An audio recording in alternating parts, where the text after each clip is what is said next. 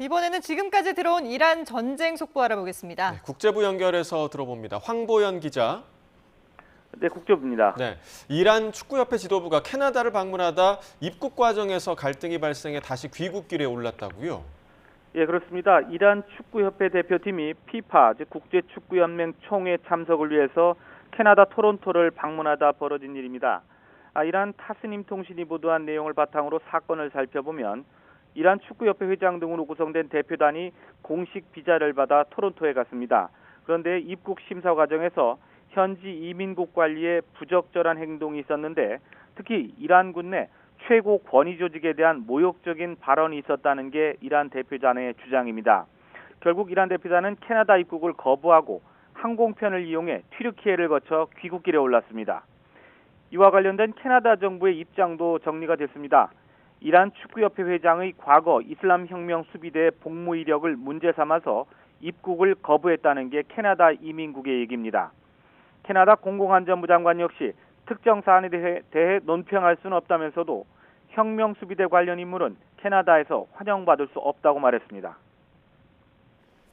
미국의 해상 봉쇄로 경제난이 가중되고 있는 이란 정부가 국민을 상대로 절약을 촉구했다고요? 네, 미국 CNN 보도 내용입니다. 모흐센 파크네자드 이란 석유 장관은 절약과 소비 감소는 원칙이자 종교적 의무라며 전력과 연료 사용을 줄여야 한다고 말했습니다. 이란 정부는 최근 연료와 물자 부족 가능성에 대비하기 위한 조치에 착수한 상태입니다.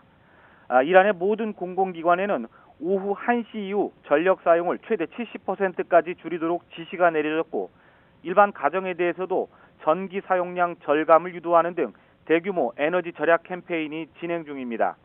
이와 관련해 미국 싱크탱크 퀸시 연구소는 미국의 해상 봉쇄가 이란 일자리의 50%를 위험에 빠뜨리고 인구의 5%를 빈곤 상태로 내몰고 있다고 분석했습니다. 네, 그런가 하면 트럼프 대통령은 독일 주둔 미군 감축을 검토하고 있는데 조만간 이와 관련한 결정이 이루어질 거라고 말했다고요? 네, 트럼프 대통령이 소셜미디어 트루스 소셜에서 밝힌 내용입니다.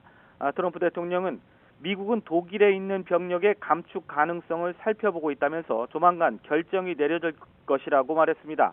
다만 어느 정도의 감축을 검토하고 있는지 사람들이 궁금해하는 병력 규모 등은 구체적인 설명은 없었습니다. 누구나 예상하겠지만 이게 현실이 되면 이란 전쟁에 독일이 적극 협조하지 않는다. 그 점을 문제 삼은 보복성 조치일 가능성이 큽니다. 그 여파가 유럽 주둔 미군뿐 아니라 주한 미군에까지 미치지 않을까 세계가 주목하고 있습니다. 네, 트럼프 대통령의 정적으로 꼽히는 전 FBI 국장이 사진 한 장 때문에 형사재판을 받게 됐다고요? 그렇습니다. 제임스 코미 전 미 연방수사국 즉 FBI 국장이 트럼프 대통령에 대한 폭력 선동 논란을 빚은 온라인 게시물과 관련해 두 번째 형사 기소를 당했습니다. 지난해 5월 소셜미디어에 조개 껍데기들이 8647이라는 모양으로 배열될 사진을 올린 것과 관련해 기소된 겁니다. 미 법무부는 해당 사진이 트럼프 대통령에 대한 위협으로 간주된다고 판단한 것으로 보입니다. 86이라는 숫자는 미국에서 속어로 누군가를 금지하거나 제거한다는 의미로 사용되고 있습니다. 트럼프 대통령이 미국의 제47대 대통령이어서 8647은 트럼프 대통령에 대한 폭력행위, 선동이라는 지적이 일각에서 제기돼 왔습니다.